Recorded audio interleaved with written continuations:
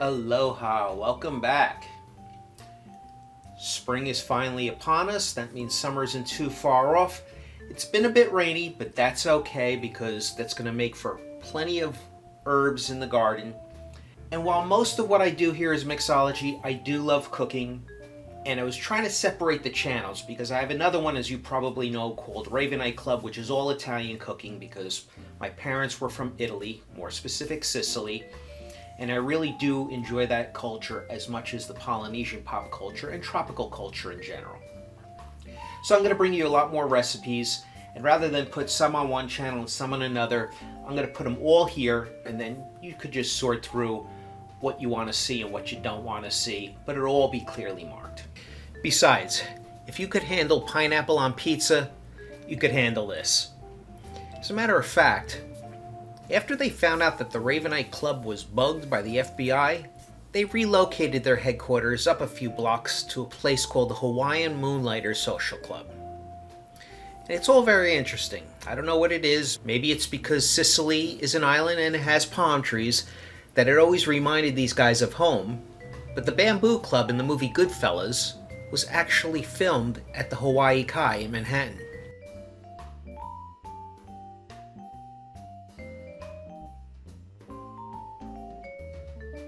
And there's a picture of Sonny Bamboo in his tropical shirt.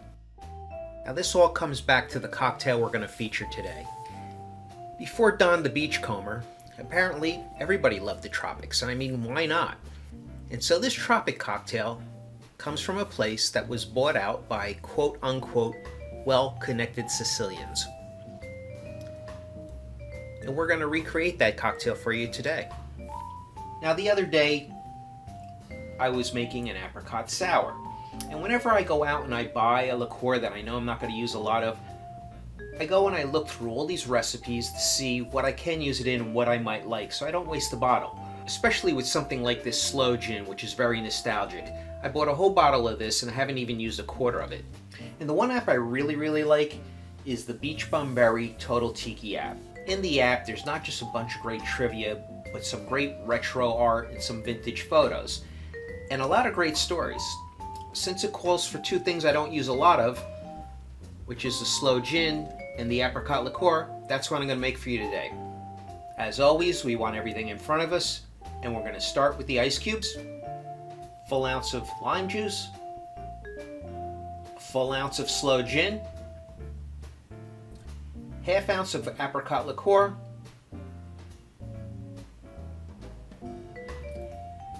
and a half ounce of Smith & Cross Jamaican rum. They say use a darker rum so it really rings through all these other flavors. This is overproof, but don't worry about it because believe it or not, this cocktail is lower in content than most other cocktails, even a daiquiri, because we're only using a half ounce of this and these other ingredients really don't amount to much alcohol. So it's a nice mild drink.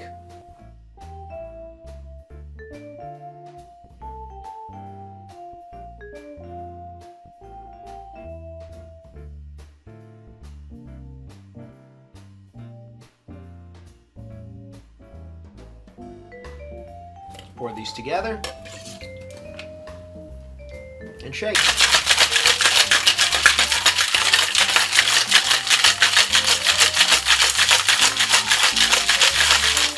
It's cold enough. I'm going to double strain this into the coupe. Very interesting color here. Gets that reddish brown color from the sloe gin, the apricot, and of course the rum.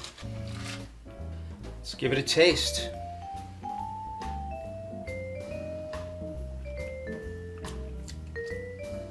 It's interesting. I like how this rum really comes out. It's a bit sweet from the sloe gin, and of course the apricot flavoring is there. It's interesting. It's a bit too tart for me. But what I love about this app is when you do get a bottle of something, you're not sure you're going to like it, just do some research, see everything else you can make with that. So if you don't like one drink, you move on to the next one. This way it's not wasted, and you get to experience a whole bunch of different flavors that you may have never thought to explore before. Till next time, mahalo and cheers.